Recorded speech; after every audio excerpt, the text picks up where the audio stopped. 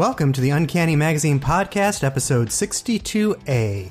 I am Michael Damian Thomas, the co-editor-in-chief and co-publisher of Uncanny Magazine. And I am Lynne M. Thomas, the co-editor-in-chief and co-publisher of Uncanny Magazine. So welcome to 2025, Space Unicorns. Yay! Yes, it is a brand new year, 2024, which may very well have been one of the worst years of all time. Okay, not of all time, but not a great year for us. But it is now in the past. And yeah, here we are in 2025, a new year of new things. New stories. Yes, poems. New uncanny things. Yes. That stuff's great. Yes. There'll be lots of uncanny for you, Space Unicorns. And, as all of you know from many, many podcasts previous to this, Lynn and I have had, 2024 was a very rough year when Caitlin passed away, and it was a fairly rough holiday season. But we have Uncanny, and we're going into this year, and we know a lot of people out there are scared and worried. There's a lot that is not good in the world, but we are here. And we're going to bring some stories. Yes, Uncanny remains, and we are going to keep fighting to give stories, poetry, essays, art, podcasts, all these things to all of you. Things that will hopefully give you all distraction, give you hope, give you whatever you need to get through this year, and maybe even give you some things to rally you and be angry and put some fight into everything. And now, our news. Okay, Space Unicorns, it's the time of year when people post their year in reviews to remind voters what they might have missed, and especially for the Hugo Awards and Nebula Awards, in which categories those stories are eligible for the different SFF awards. Last year was the 10th full year of Uncanny Magazine, issue 56 through issue 61. We are extremely proud of the year we had. This year, Uncanny Magazine is still eligible for the Best Semi-Prosing Hugo Award. Lynne M. Thomas and Michael Damian Thomas are also still eligible for Best Editor Short Form Hugo Award for editing issues 56 through 61. And note, if you are nominating the Thomases in this category, please continue to nominate them together. They are a co-editing gestalt. If you go to our website, you will see a list of all of our eligible stories, and they are broken up into short story, novelette, or novella categories in the SFF Awards. And if you are a member of SFWA, the Science Fiction Fantasy Writers Association, the Nebula Awards are currently open, and you can find ebook copies of these stories in the SFWA forums. Please also note that essays are eligible for the Best Related Work Hugo Award, and poetry is eligible for both the Riesling Award and the Hugo Award this year. As Uncanny is a semi-prozine, all of the essays and original art also contribute toward the creator's Best Fan Writer and Best Fan Artist Hugo Award eligibility. So yes, go to the Uncanny Magazine website, click on blog, and you will see also an eligibility post for all of the poetry, split up into the two Riesling categories. So for all of you Hugo voters who want to know, hey, where are the Uncanny poems? There you can look. And now, a word from our sponsor. Hello, I'm Stephen. And I'm Erika. And we're the producers of the Uncanny Magazine podcast, the very podcast you're listening to right now. Erika, did you know people can support Uncanny Magazine on Patreon? I did, in fact. Uncanny Magazine Patreon supporters help us pay for the fiction, poetry, interviews, and podcasts we bring you with every issue. Our patrons receive ranks in the Space Unicorn Ranger Corps, along with special treats at patronage milestones. You can become a patron for as little as $1 a month. For more information and to check out our awesome goals and pledge perks, check out the Uncanny Magazine Patreon page at patreon.com/uncannymagazine. And welcome back. In this episode of the Uncanny Magazine podcast, you will hear the story 6 People to Revise You by J.R. Dawson. The poem Care for Lightning by Mari Ness. And finally, J.R. Dawson will be interviewed by Lynne M. Thomas. That's me. It sure is. So how to describe 6 People to Revise You? This is one of those stories that I think has a lot of layers, but still feels like a hug. Like, I think it does wrestle with a lot of hard topics, a lot of identity and self, how people relate to others in their lives, but also, I think in the end, to me, it is a hug. Well, I think it's really a story about understanding that you have to accept yourself even and because... Are we spoiling? I don't think we're spoiling. It's about self-acceptance and navigating the differences between other people's views of you and your view of you. That's what it's about. And now, Six People to Revise You by J.R. Dawson, as read by Erika Ensign. A parent or guardian. Someone who has known you since childhood. A mentor or teacher. An employer or coworker. A spouse, partner, or close intimate friend. Someone who does not consider themselves a loved one. Read. The form is 1 page long. No back, just a front. It should be longer. There are 6 copies of the form, all different colors, like I'm working my way through the rainbow to the end where I'll finally find peace. Read. A parent or guardian. I meet my mother for lunch at the little bistro down the street. She's an anxious person, and it is hard for her to find her way in this part of the city. She wanted to meet at the McDonald's near her house, but I wanted to stay in my neighborhood, and this place has outdoor seating. It's summer. It's nice. While the rest of the world burns, it seems like Minneapolis holds on to normal temperatures, and we're still living up here in a bubble. Some flooding. The last 2 epidemics, yeah, but no fires, no heat days, just a cool 85 degrees. Mom sits down, her lips already pursed. She crosses her legs. She looks around at all the people, like they're going to laugh at her. She hates going outside. I need to make this count for her. We order food quick. I make sure she knows I'm paying. She asks if it's okay if she gets a pop. I say yes. She asks why I'm wearing my mask around her. Do you think I'm infected or something? No, I say. We're just being really careful. Before she asks anything else, I take out the red form. 1 sheet, 5 questions after the initial information fill in the blank. Rachel Wendy Colson, 59, F, mother, etc. So you're doing it, she says, eyeing the paper as I put the other colors away back into the folder with the logo of the hospital in the front. Revision Labs, Twin Cities. I am, I say. Well, I think it's smart, she says. Therapy hasn't been working, and how many years have you been doing that? This seems cheaper, even with your copay. I swallow. They want you to answer this form, and I brought a pen. So, she says, taking the paper form over the wire metal table and giving me a wry smile. I can just write, I want her to give me $1 million, and that's okay?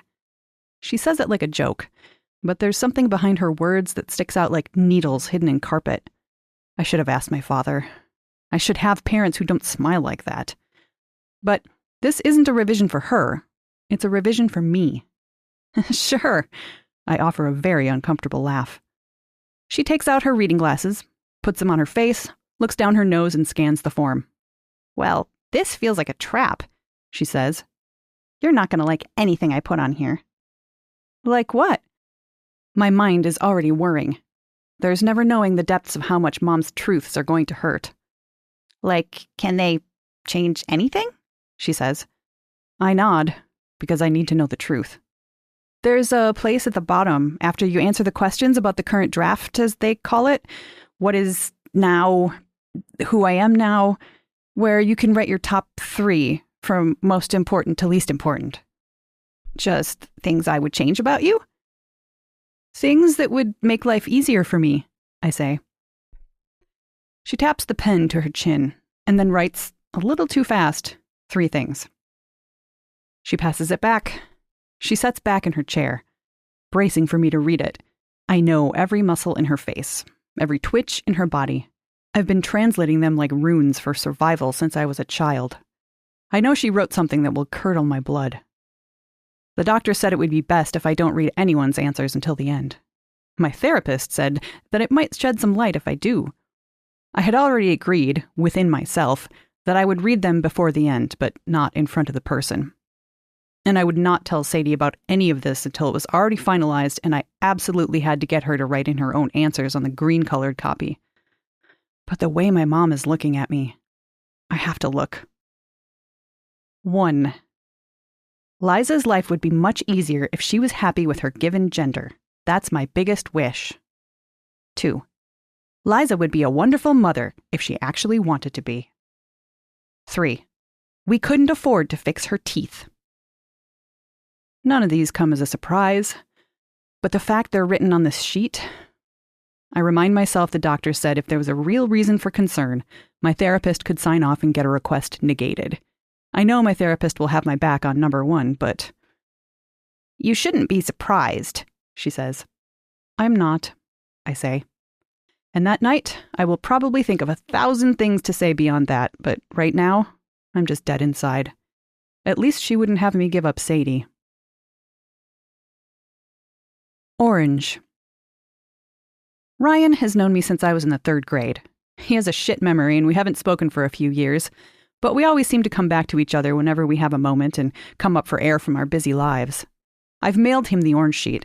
He texts me to let me know it should be arriving today, back at my house, all stamped and sealed and ready. Sadie won't see that Ryan has written me because Sadie doesn't get the mail. I do. Sadie is at work on her computer inside the house when I check the box, and there it is. In this day and age, with postal workers being shady, I don't know why Revisions wants us to use the fucking snail mail, but here we are. Just some junk in an overstuffed envelope. I rip it open. I just have one thing. Liza is super standoffish. If they could just trust people more, I think they'd be happier. And there's something that twists in my stomach. A memory of Ryan punching a wall and leaving homecoming. The 2 of us hanging out at the park dome, him saying my clothes were too baggy. That time he got drunk and called me, saying it was my fault I was alone because I never gave the good guys a chance. I put the orange copy with the red copy. Yellow and green. I can hit 2 in 1. I work at the high school where I graduated. After work, when the students have finally straggled out of the music room, I meet up with the band teacher next door, Mr. Carson, or Tony, and then Mrs. Rhodes joins us from the English department upstairs. Because Tony is band, and I am choir vocal, we have a connection that comes from being in the spring musical trenches together year after year. We don't go out for coffee. He doesn't know my real pronouns. He hasn't seen my house. But I know he's cheating on his wife with the guidance counselor and loves watching the sun come up over the parking lot at 6 a.m. In the same vein, he knows that when the kids are gone and I think no one is listening, I'll improv on the piano to get my feelings out. He knows that I miss my grandma every day. He knows that sometimes, when the kids cuss me out, I go into our shared office and cry.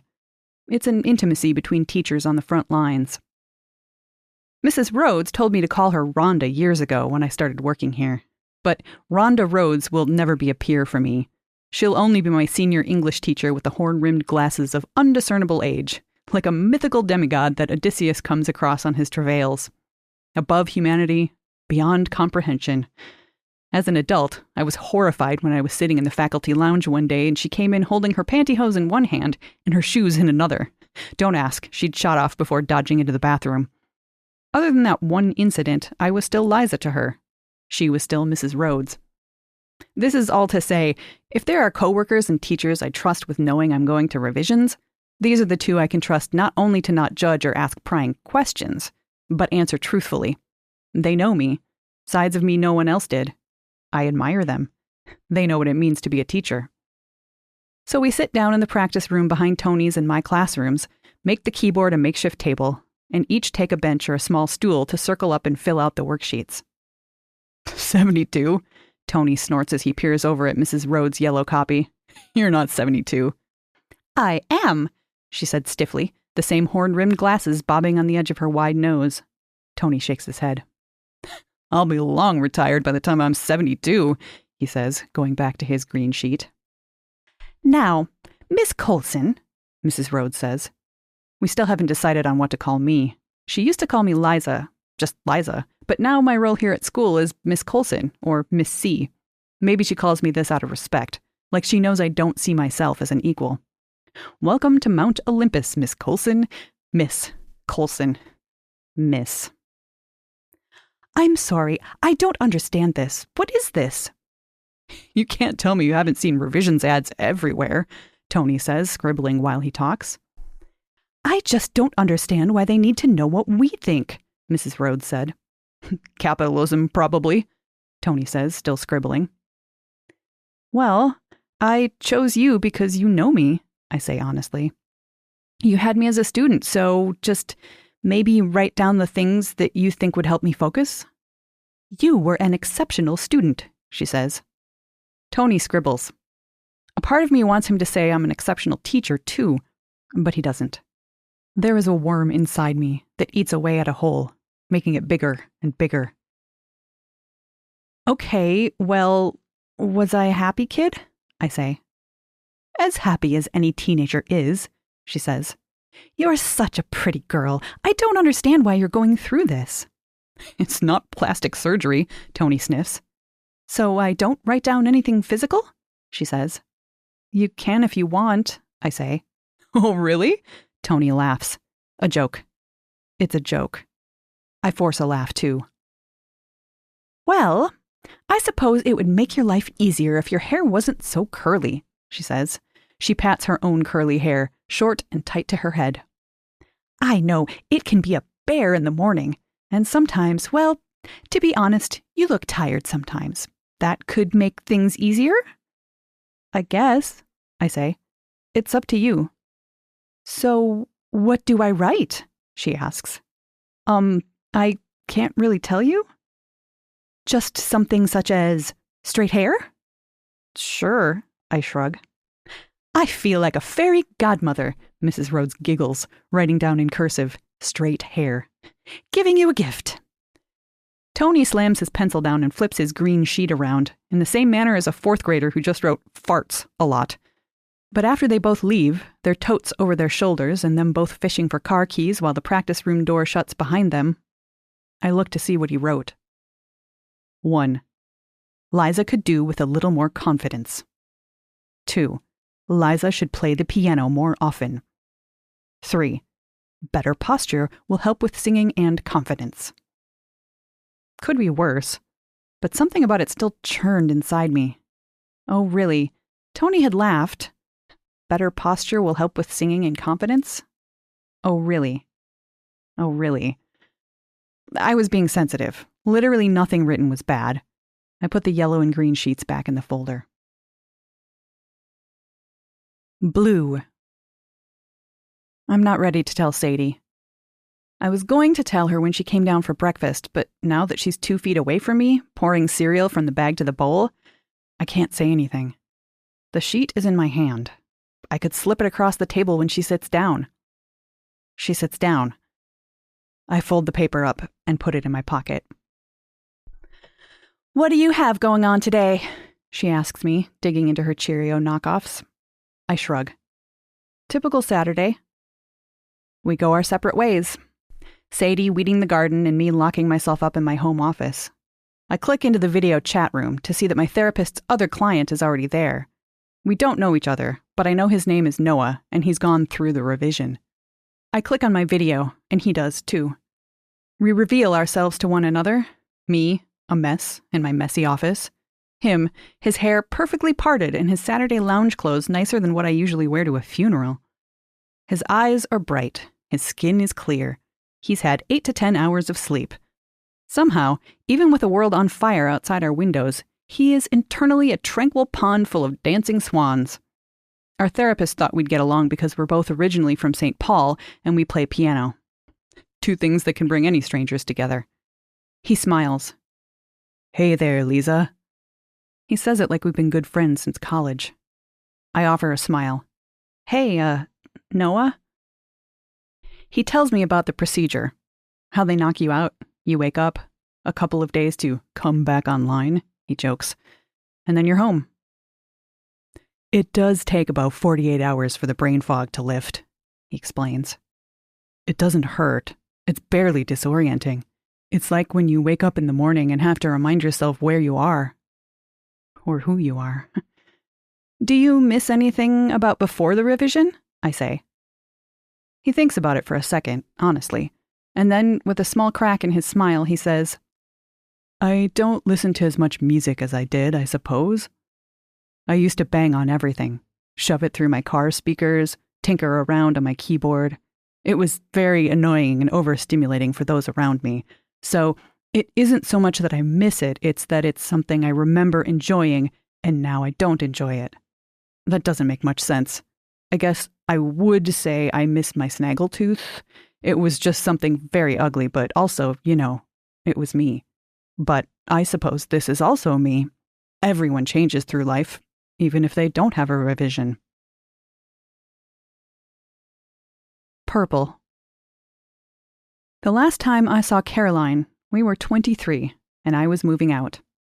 There's something poisonous about knowing someone so well, having your heart the closest to theirs, so close you could touch souls, and then they are strangers. The tone they always took with the cashier at your favorite restaurant is now softer and kinder than the one they reserve for you. Once, Caroline and I stayed up late in our dorm room sophomore year, throwing popcorn and drinking Baileys, watching old Kevin Smith movies. Now, Caroline sits with a straight back at the bistro where I met my mother. She would like this place. Maybe that's why I picked it a few days before, because I was picking it for her. Because maybe I could show I'd changed enough to be worthy of her voice. It had taken some messaging to get her to meet me. I knew she was in the Twin Cities area. We both had gone to college here. We both had never moved, and yet I hadn't seen her in 15 years. When I'd moved out of our senior apartment, she just gave a wave and a goodbye, and that was that. I don't even remember the last glimpse I got of her. We were supposed to go on a road trip later that summer. We didn't. It wasn't supposed to be goodbye. Sadie wouldn't care I was here. Caroline had never been with me. We had been sisters, and yet I hadn't told Sadie where I was going. Because there was no reason to see Caroline, unless I wanted to unearth 15 years of pain. "Hey," I offer. My voice is too loud. Caroline, slim and sleek and wearing just the right clothes, a cooler version of who I wished I was. She just looked over her phone to me and forced herself a pithy, "Hello." Her eyebrow raised and her eyes lowered back to the phone as she said it, like it took everything in her to shove the word out. Sometimes there aren't big blowouts between people. Sometimes people just grow in two different directions until there's nothing left to see of the other. "Thank you for meeting me," I say. I take a seat, scooted in too loud. Put the folder and my purse on the table. Maybe in another life, in another dimension, we meet here every week, and I could ask to see pictures of her kids. Or I could at least know if she had kids. That used to be our trajectory. And maybe we would be talking about the weather, or the next soccer game, or something other than this. "So, revisions, you said?" she offers. A part of me is glad she didn't sink her teeth into a bitter, "It's been a long time." We know it has been a long time. "Yeah," I say. The last page, it's..." She sighs, puts her phone down on the wire table, and leans back with her arms and legs both cross. I lose my train of thought. She does not want to be here. I do. I want to see her, to know her. I wish I had been a worthy human to have her friendship forever. That's why purple had to be her. She can tell me how to be fixed. "So the last witness I need," I say, "is someone who doesn't consider themselves a friend. Someone who, well, is the opposite of a friend. No offense, I don't mean to..." No, you're right," she says. The way people move when they say heartless things. She looks down her nose at the table, like she is speaking to me, but I have hair made of snakes. I'm right. 15 years ago, this person stopped taking my calls. 15 years ago, I started wondering why. My stomach sinks. "Well, I guess then you're the perfect one to do this," I say. I pull out the purple sheet from the folder and pass it to her across the wire table, although it feels like I'm crossing a boundary by putting any limb closer to her radius. Who am I to hand her something? Maybe she won't take it. She takes it. "What did I do, Caroline?" I want to ask. "Why do you hate me?" She takes out a pen that she has in her purse. She scribbles out the information. She starts it too fast, and then ends it too slowly. A waitress comes in halfway through her writing and interrupts. She just looks up at the waitress with that smile she reserves for people she wants to like but doesn't know.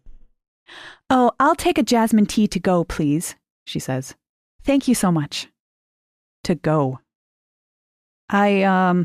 Stumbling, I say, "Same." She flicks her eyes at me, then scribbles something else. Finally, she sets it down on the table a little too hard. She puts a salt shaker on top so it won't fly away. She says, "Well, good seeing you, and good luck." She stands. "Wait, that's it?" I hear myself say. She stops, like I have gone off script. Yes. I have never heard an S sound so sharp. Okay, I say. Can you... It's been 15 years. She rolls her eyes. I knew this was going to be a whole thing. Lizzie, there are people dying in the streets. The world is on fire. No one has time for all this. She waves her hand. Lizzie, no one has called me that since college, and it burns in my stomach like a warm fire. Back when I believed I could be someone beautiful. Goodbye, Lizzie, she says. Good luck on your procedure, and may you heal fast. She's gone. The purple sheet is still there. I look to it. L is self-centered. L is too sensitive. L is a hypocrite. But again, I haven't known L for years. The fact she's getting this done at all makes me believe she is still warring with herself. She needs to buck up and stop leaning on others. She needs to let things go. She needs to understand the rest of us don't think about her. Blue. It has been a month. The folder sits on my side of the closet between some old U-Haul boxes that smell like even older laundry. Sadie hasn't found it. Maybe a part of me wanted her to. I can't lock in my surgery day until I have all the paperwork filled out. I finally hit her up as we're sitting in the attic's library, and she's reading, and I'm fucking around on the computer. It's built in me like a festering electric storm. I've waited too long to say it, and with every time I've put it off, the harder it's gotten to open my mouth. Finally, I say, So you've heard of revisions? The thing all the billionaires are pushing in ad space? Yeah, she says. She doesn't put her book down. They say they can make you happy. A lot of people say that, she says. If it was that easy, they wouldn't need to flood my feed with it. But what if it can? I say. Deirdre had it done at the beginning of last summer. She looks great. She says she feels great. Deirdre? Sadie says. She teaches English at the school. Oh, Sadie says. Okay. Huh, well, good for her. I pause. Sadie? I say. Deirdre doesn't go to therapy anymore. She's gotten Teacher of the Year. She gave me the name of her doctor. She says our insurance covers it, and I checked, and I would really love to give it a chance. Sadie puts her book down. She looks to me, not in surprise, but with those big eyes, like she wishes she could pick me up and hold me. I know you do, she says. They've been sitting in the closet for a month. So you did see them? I didn't go poking through them, no, Sadie says. The logo is on the outside of the folder. Well, if you'd read them, you'd see how much work needs to be done. Sadie nods. I looked up who needs to fill out what in order to give the doctors pinpoints to change. I'm guessing you asked your mom, Caroline, probably Ryan, and you're about to ask me. Yes, I say. Just yes to it all. Sadie nods. She quietly stands up from her overstuffed chair, forgetting her book. In her soft way, she crosses the carpeted floor to her desk. She opens a drawer and takes out a manila envelope. She hands it to me, her socks tiptoeing across the room like a ballerina. Here, she says. I'll fill out your blue sheet, but only if you read these. What is this? I say. I told you I checked our insurance. They're from our friends, she says. A couple of your students, your brother and your uncle and your aunt, my mom and dad, Charles next door and your graduate student cohort, people who know you and love you. She holds out her hand. Where's the sheet? You're not gonna stop me? It's your choice, she says. No one else's. It's what you want changed, not Caroline, not your mom, not even me. We trade paperwork. I open up the envelope, undoing the little string on top, winding it off the pin. It is a thick stack of all different colors of paper. Mauve and pink and aqua and deep purple and even some blank white computer paper. Liz is a really wonderful singer. They have been a wonderful uncle to our children. They always know how to turn anything into a game. One time they turned our table into a time machine after dinner. The kids still play the time machine table game, even after all these years. They are exceptionally good at remembering birthdays, even without Facebook notifications. They are always one to cry with a friend, no matter how late it is. Video games make them smile, and their smile is contagious. I remember when they were little and I took them to the zoo and they memorized all of the names of the animals in one afternoon. They are brave and courageous to be themselves. My daughter is worried about being gay, and seeing Liz and Sadie together has really been a lifesaver. They care about their community. They are honest. They don't kill spiders. They play really beautiful music. They always know how to find the best parking spot. They mask, even when no one else does. I'm immunocompromised, so I notice. They still love stuffed animals. They bought us baby formula when we couldn't afford it, and when the third lockdown happened, they bought us a little inflatable playground for the backyard. They drove me to get flowers for my grandma's funeral when my car broke down. They made sure I got to work. Liz laughs. Liz knows what it means to be themselves. Liz is kind. Liz is kind. They are kind.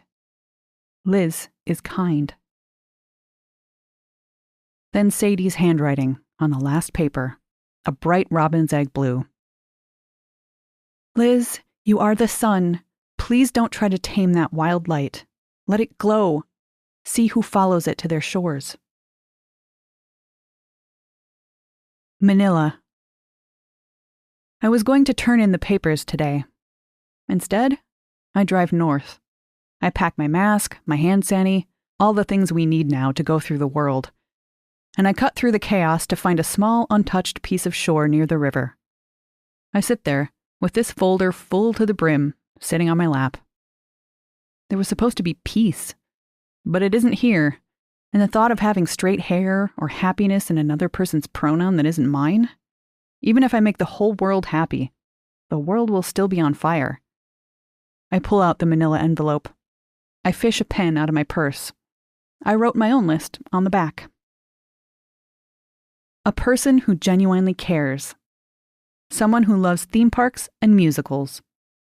A queer, complicated mess who is still alive. A wife, a teacher, an uncle. Someone who considers themselves worthy. A human who wants to love themselves. It's 6 lines long. It is the only thing in this entire revisions folder that is written in my handwriting. So it is the only thing I take with me when I stand up, walk past the trash can, clean up after myself, and find my car again. I follow the setting sun back home. J.R. Dawson is the Golden Crown Award-winning author of The First Bright Thing. They have had shorter works in places such as FNSF, Lightspeed, and Escape Pod. Dawson currently lives in Minnesota with her loving wife. She teaches at Drexel University's MFA program for creative writing and fills her free time with keeping her 3 chaotic dogs out of trouble.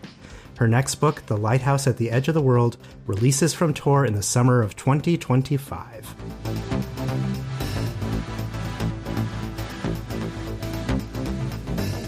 And now our poem, Care for Lightning by Mari Ness, as read by Erika Ensign. Sure, she sent those heavenly snakes to slither into that hand-hewn crib and slide along that baby's skin. And sure, she sent those stinging insects against that cow, turned that one girl into a bear, chained that one dude to a fiery wheel. Look, we've all had our days. With knowing that sound will never end. With knowing how swiftly things catch fire. You try living with that inside your skin. The crackles that can never leave. Knowing that no matter how far you go, that lightning lingers against your bones. Knowing that any wound you take will never fully heal.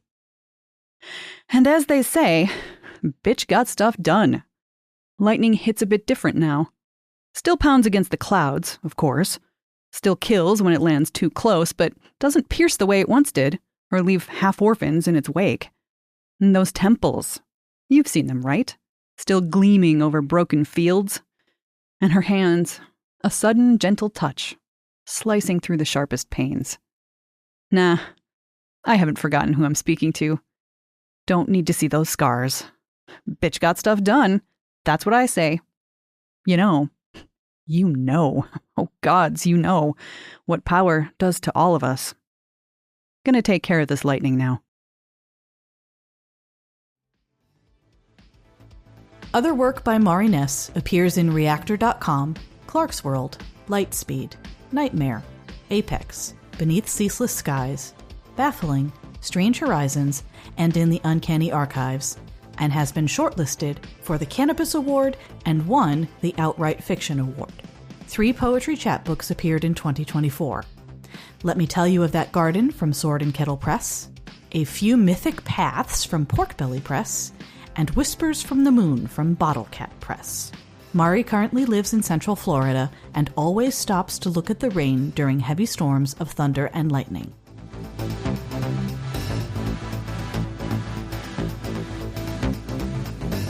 And welcome back, Space Unicorns. It is me, your co-editor-in-chief and co-publisher of Uncanny Magazine, Lynne M. Thomas, and today I am joined by J.R. Dawson, the author of this month's podcast story, 6 People to Revise You. Jen, welcome to the podcast. Thank you. I'm excited. We're very excited to have you, and we were very excited when we read this story. Can you tell us a little bit about the genesis of it?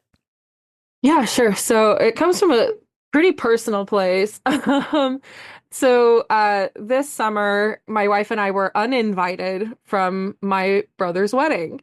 And he said that he does not agree with our lifestyle choices and they go against his beliefs. And so we would not be acceptable at his wedding. That kind of threw me into a spiral. It's been kind of a rough couple of years for us as a queer couple. We actually had to flee Nebraska to come up here to Minnesota for protection laws. And so that was just kind of like the candle on the birthday cake of not being able to go to my brother's wedding.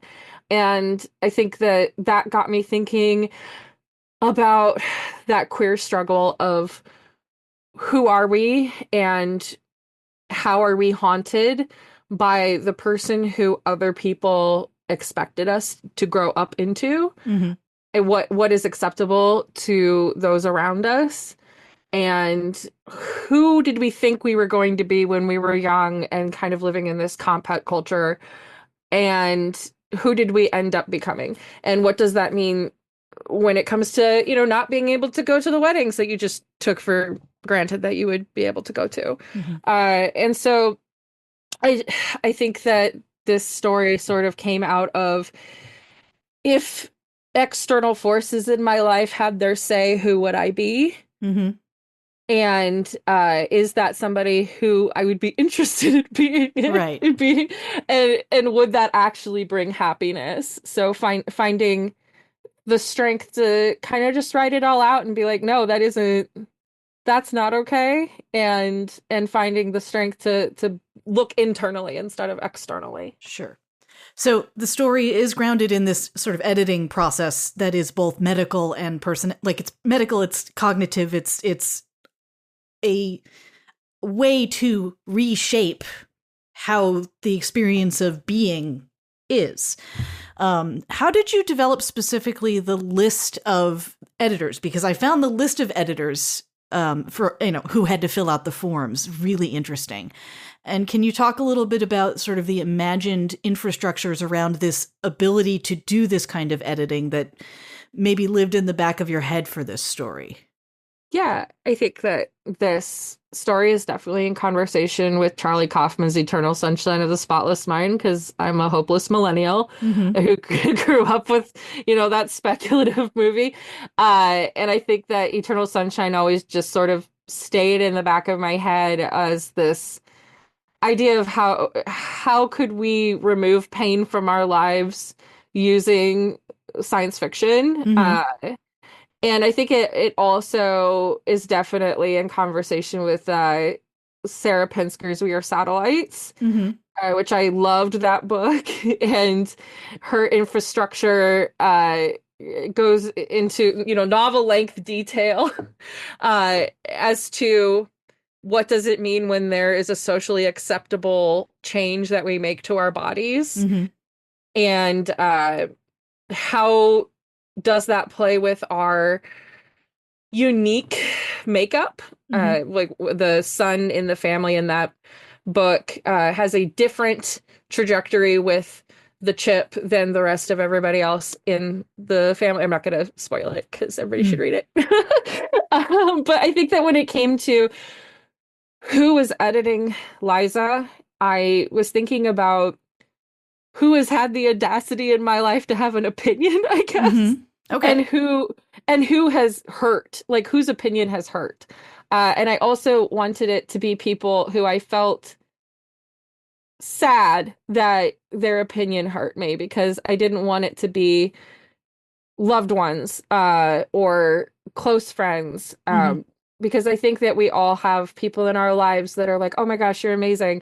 And you're like, yeah, but you have to say that because you're married to me, or you're my best friend, or, you're my sister, or whatever it may be. And then we hear something from a coworker and we're like, there's the truth.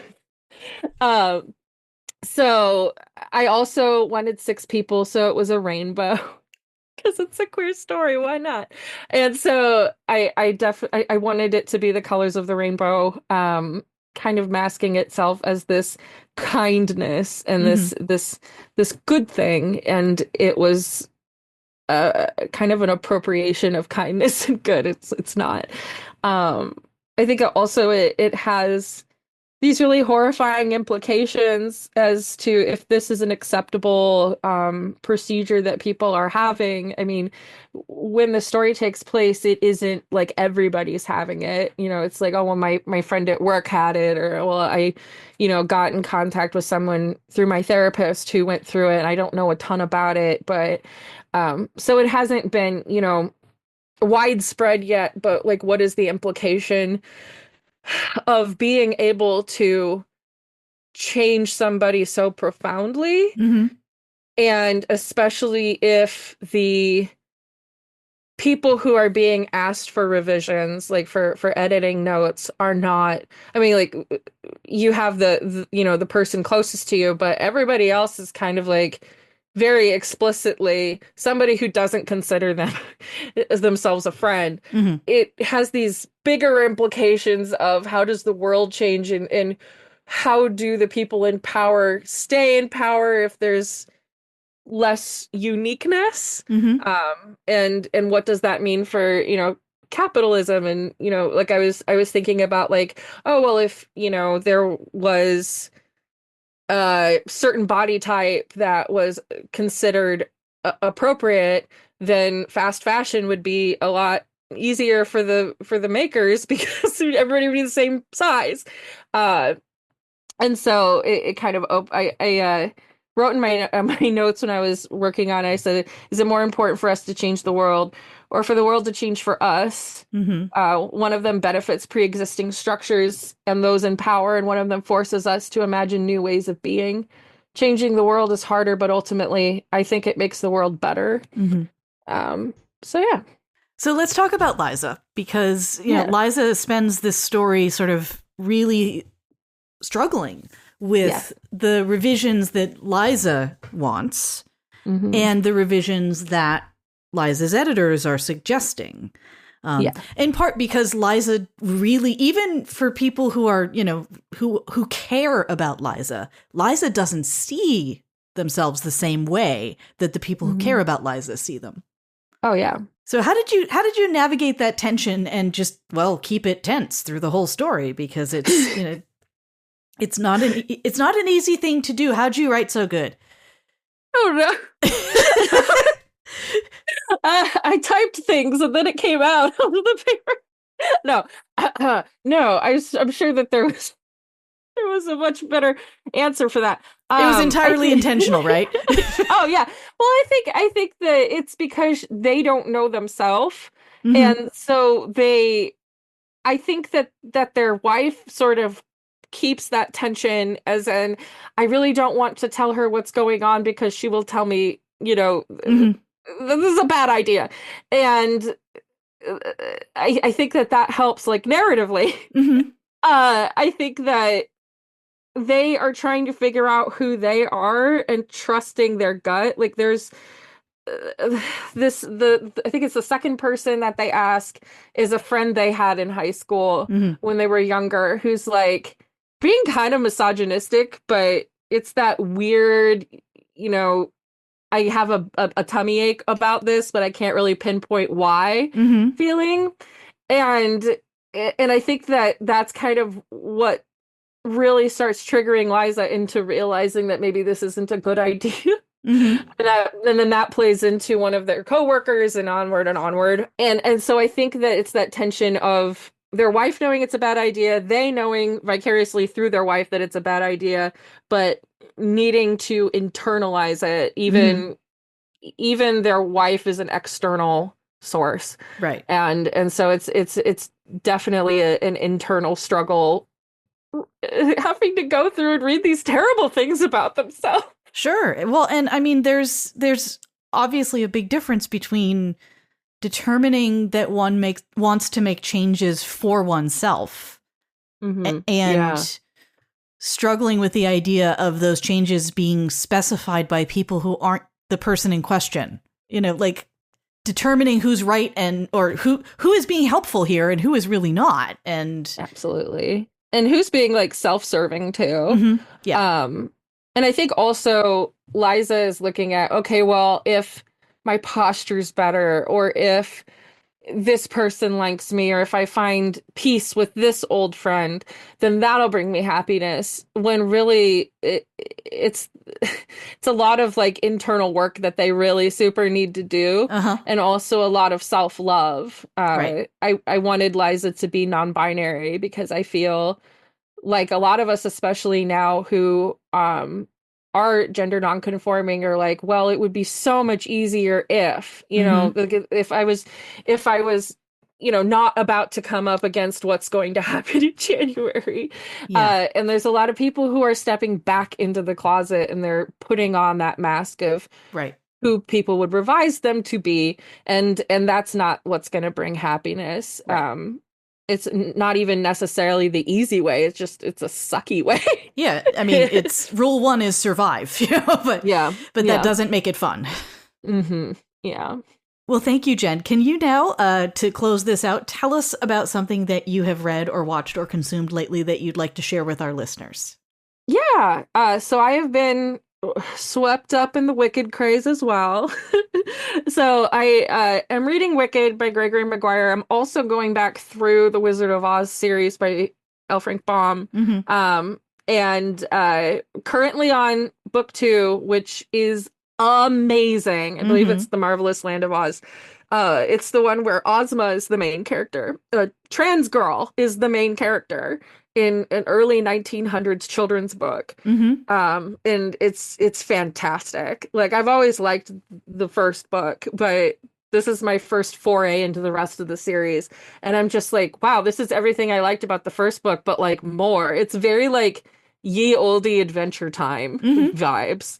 I also just read Speakeasy by L. Iyer, which is this really cool, like, queer mystery novel.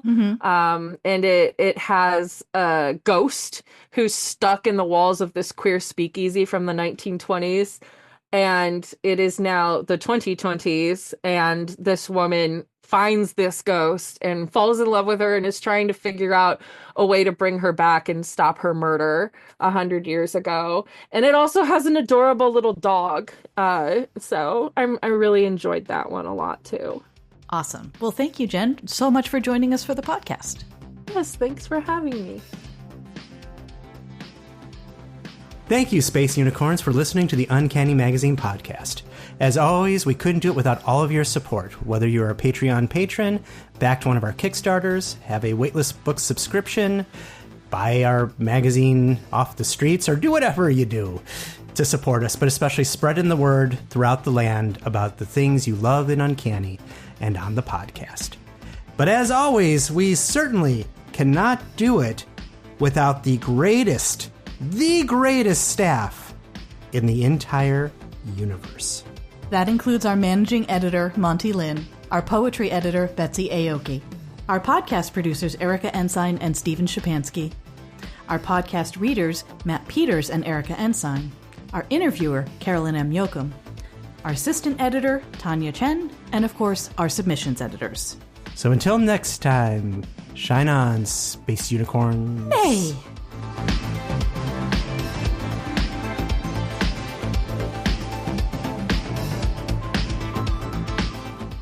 The Uncanny Magazine podcast theme is courtesy Null Device. Want to join the Space Unicorn Ranger Corps? You can find poetry, stories, and nonfiction every month in Uncanny Magazine. Go to uncannymagazine.com or subscribe to the ebook version at weightlessbooks.com. Uncanny Magazine podcast, copyright Uncanny Magazine.